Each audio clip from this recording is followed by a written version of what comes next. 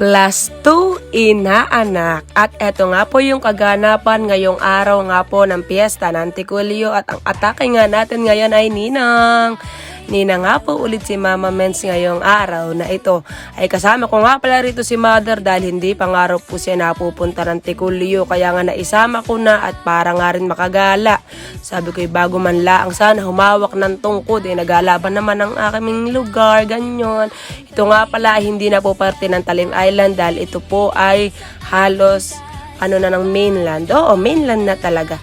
At ito nga pala yung napuntahan naming unang bahay kina Bes Maris.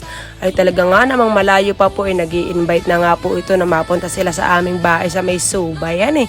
At syempre ito nga meron nga silang alagang isda rito. Ay syempre tuwan-tuwa nga yung anak ko rin at ay na nga pong humiwalay. At syempre kakain na nga tayo riyan at naglalive pa nga pala dyan si Kambal, si Elia, si Salvador Villaflor. Ipollow nyo naman po ang aking Kambal nang madagdagan po ang kanyang followers lalo. At syempre ito nga yung ating kinuwang ulam, ang minudo. At ito na nga po ang kaganapan paglabas namin ng bahay nila. Ay meron po palang street dancing at syempre malapit na ang binyagan. Kaya nga po kami nandito na. At nagkita-kita nga ulit kami magkaka-batchmate. Talagang nakakatuwa sa gantong okasyon kami nagkita-kita ni. Palibas at yung hahawakan ko ay kabatch ko nga po. Kaya nga po kami nagkita-kita riyan. At syempre eto na nga po yung simbahan po ng St. Joseph.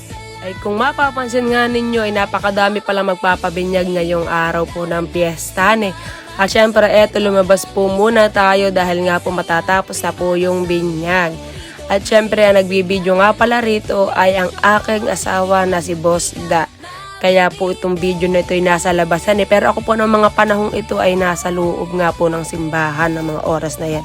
At ito nga yung inaanak ko tila pinapawisan na nga po At syempre eto na nga magsisindi na nga po ng kandila riyan ay napakadami po talagang tao.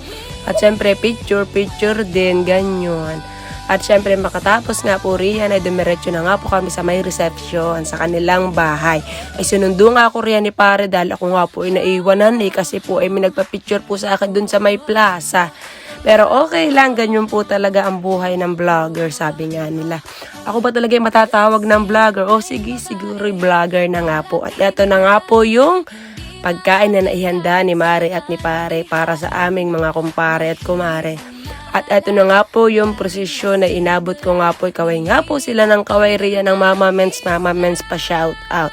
At shout out nga pala sa inyo. Ito po yung mga nag-street dancing. Siguro po ipopost ko na lamang ng bukod yung kanilang video. Pagpasensyahan nyo nga pala ang aking boses at lagi nga pong ganito. Normal po na hindi talaga malamig ang aking boses. At syempre nagpipicture nga ako riyan. Ang bigla nila ako nakatagpa-picture. At syempre mawawala pa naman sa piyesta ng sisiw. Kaya nga bumili yung anak ko. At ako nga pala ay natutuwa sa mga kabataang ito kaya pala tingin ng tingin kay Mama Mens ay nakikilala pala.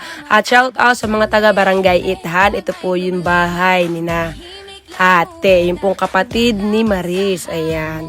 At ito po syempre kaway-kawit nagpapaalam na nga po ako riyan at ako uuwi na pinagluloko ako itong mga batang ito ay talagang bang kakulit nakakatuwa at ako nag-iihit.